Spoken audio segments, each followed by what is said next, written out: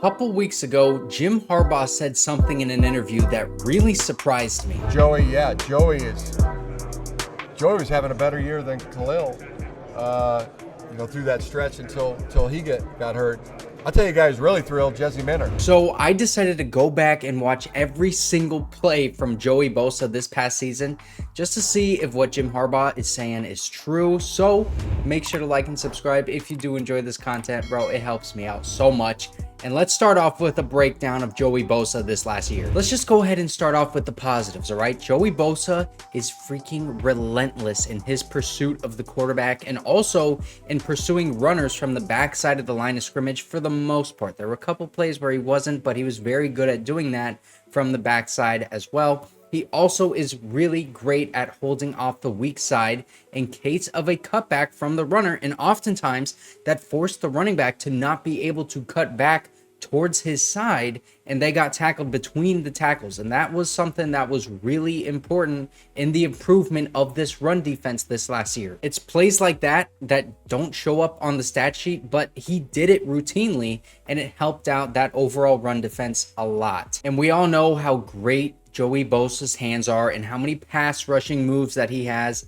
That bull rush, the rip move, the club, the stab, the speed on the outside, and then just swatting the offensive tackle's arms down. He did every single one of those moves at a high level, and it was rare that I saw him lose a rep in a pure pass rush situation. He was always getting a pressure or was about a half second away from getting a pressure, but he rarely ever just flat out lost a rep where he was trying to rush the passer, and that honestly surprised me. I mean, there were times that he did lose reps, like in the Cowboys game against Tyron Smith, but it was really rare to see him just flat out get beat. He attracted a lot of attention in the run and the pass game, and that honestly surprised me too. I mean, it just seemed like most teams respected the threat of Joey Bosa more than the threat of Khalil Mack, and specifically in the run game, because they would either run away from him or double team him with a tight end and an offensive tackle. And then when tight ends came towards him and tried to block him in the running game, so like a tight end in motion, and they try to get a crack block right on him, he did a good job of stacking those guys up and then disengaging when the runner got close to him. Now let's get to the negatives. And the biggest negative that I have for him, honestly, it's his balance. And when he would lose on those pass rushing reps, it was typically because he would just slip. And he would slip in the run game too. There were so many times that he would just fall down, and that's why he would lose a rep. It wasn't like the offensive tackle just, stuck him up or anything. He would just slip, and oftentimes it was at SoFi Stadium. That's the Chargers' home field. He was on the ground a lot, and that's kind of because of how reckless he plays, which is both, part of a positive of his game, and it's a negative to his game. He's going to slip. He's going to be falling down a ton. Another negative to his game is when he was asked to do a stunt move and rush towards the inside of the line of scrimmage. Really, anytime he was rushing towards the inside, he would mostly just get caught up in traffic and just be in that logjam.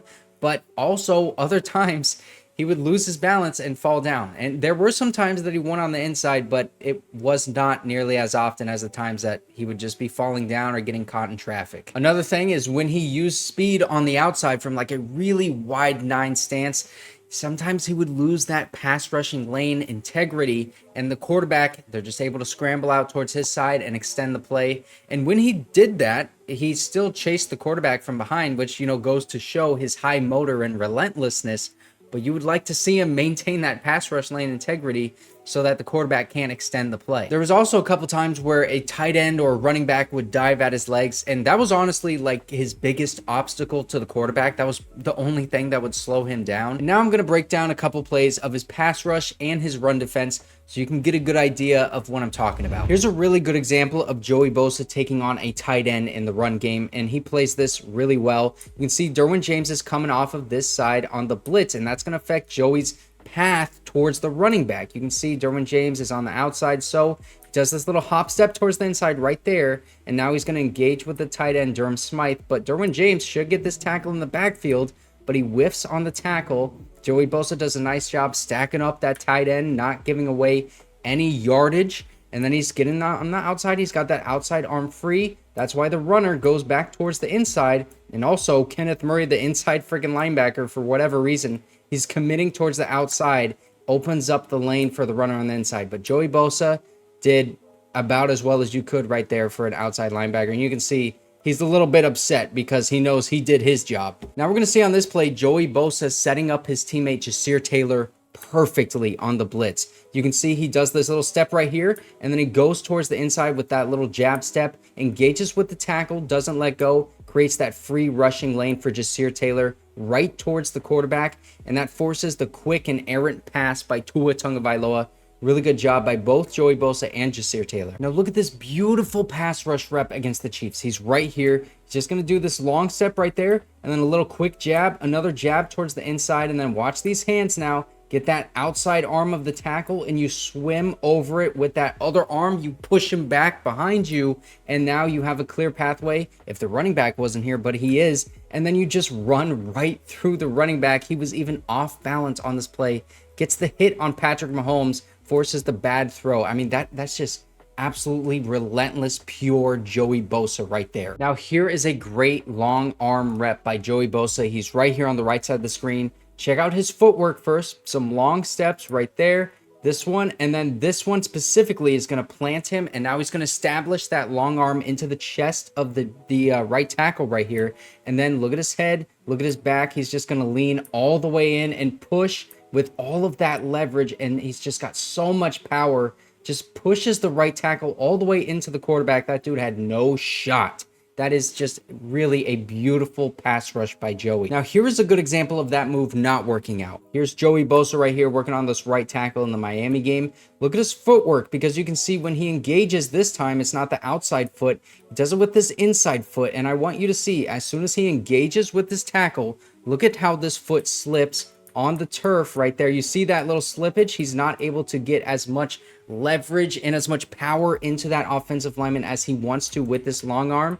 And it allows this lineman to take that left hand and just get that arm right off of him and push him down. Boom, pancake.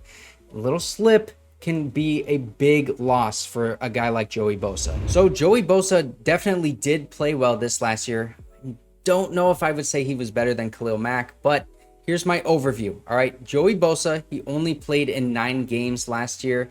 Against the Packers, he only played 4 snaps. And then against the Titans, he only played 19 snaps. So really, it was only like 7 games. His health, it has been an issue his entire career, and he's 29 years old now. And with an out on his contract after this year, this is going to be a prove-it season for him to not only stay healthy, but maintain the high levels of play that he had at a consistent level. Joey Bosa also is the highest paid Charger next year. He's got the biggest cap hit, and the Chargers could save $4 million by cutting or trading him after this season. If he plays well, then he's going to stay on this team, and he's going to be worth that $25 million salary next year, which would be the last year of his contract, by the way. But if he doesn't play well, then it wouldn't be worth seeing that contract through, because he would be a 30-year-old pass rusher with health issues that is about to get a $10 million pay increase in 2025. Out of all of the players on the Chargers roster right now, I think Joey Bosa has the most to prove, and he has the talent to stay on this roster long term. It's just about the health and also the flags and the personality issues that have flared up recently. I think with this new culture that Jim Harbaugh and Ben Herbert are creating, Joey Bosa isn't going to be throwing his helmet on the sideline and things like that, because teams that play under Jim Harbaugh, typically they are well disciplined and they don't get out of character, like, you know, for the most part. The issue with mistiming the snap, though, that Joey Bosa has and getting penalized for that, it's something that I think can be coached out of him, but there are going to be times where he just mistimes the snap because he's trying to get downfield so quickly, and he's just such an explosive pass rusher that you might just have to live with a few of those every single season, because nobody's going to be batting 1,000. Whether or not we agree with Jim Harbaugh that Joey Bosa was playing better than Khalil Mack this past season, I'm sure we can all agree that we cannot wait to see both of these guys in Jim Harbaugh and Jesse Minter's defense. And if you did not see my video yesterday, I talked all about why I don't want the Chargers to trade for Brandon Aiyuk.